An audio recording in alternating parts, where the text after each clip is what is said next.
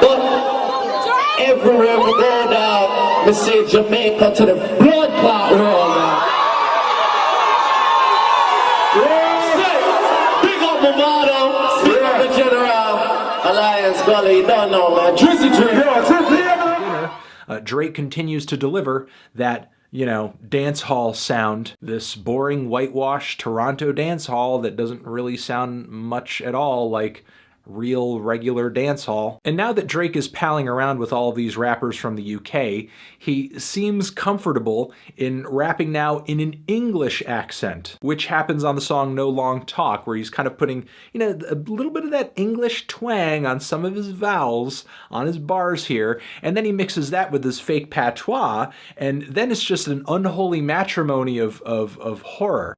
Drake rapping about his tings.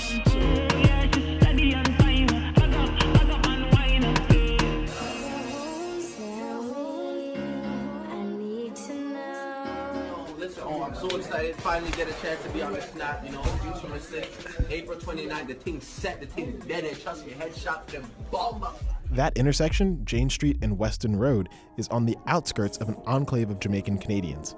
It's on the west side of the city, where Drake grew up, until he moved to the wealthier section in the center of the city in the 6th grade. On the eastern side of the city, you can see another concentration of Jamaican neighborhoods, around Scarborough. So in 2001, about 71% of Canada's Jamaican population lived in Toronto. The internet has been lit with Jamaican choice words for Drake when Popcorn was dropped from his popular rendition of Controller from his #1 album Views, which has sold over 1 million copies in its first week. Although the Canadian rapper opted for the king of the dancehall, Beenie Man, the internet felt Popcorn was betrayed.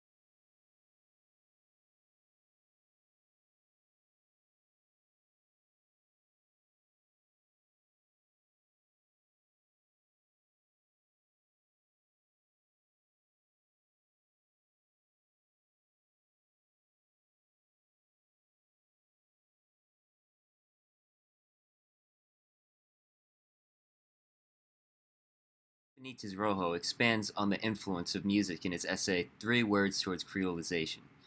In this case, he uses the arrival of the radio and recording industry in Cuba.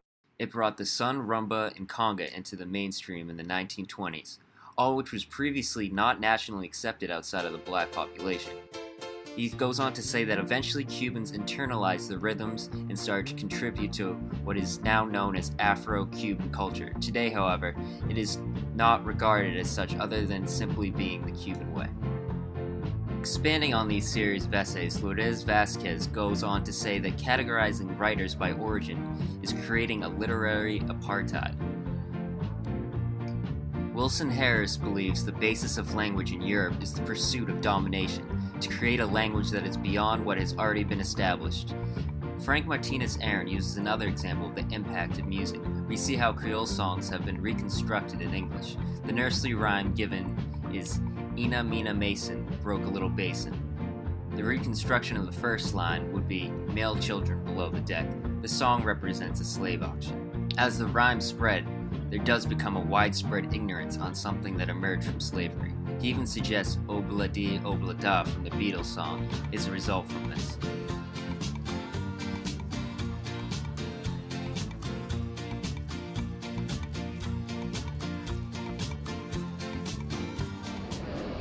You're saying that I can't have a hairstyle because of your culture? Why? Because it's my culture. You know what box me. Do you know it was an Egyptian culture? Are you Egyptian? Nah, bro, you're not.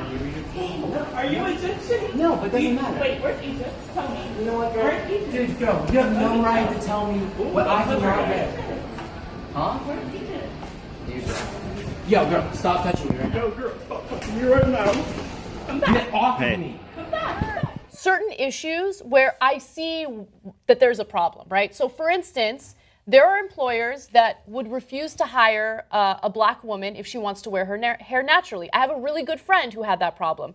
Her employer told her, we don't accept your kinky hair, you need to straighten it, you need to treat it. Okay, so she had to deal with that. Right. At the same time, if you have white employees who like to wear their hair kinky or like frizz it up or do whatever that they do, it's like, oh, that's so edgy. So that's a cultural issue, right? There's a double standard there, and it's important to have a discussion about the culture. But this whole thing about, that's my hairstyle. You're not allowed to have my hairstyle. You're not allowed to eat my food. You're not allowed to celebrate my culture. That divides us. That doesn't bring us closer together. What if he was wearing a headdress? We've been floating this country on credit for centuries, yo.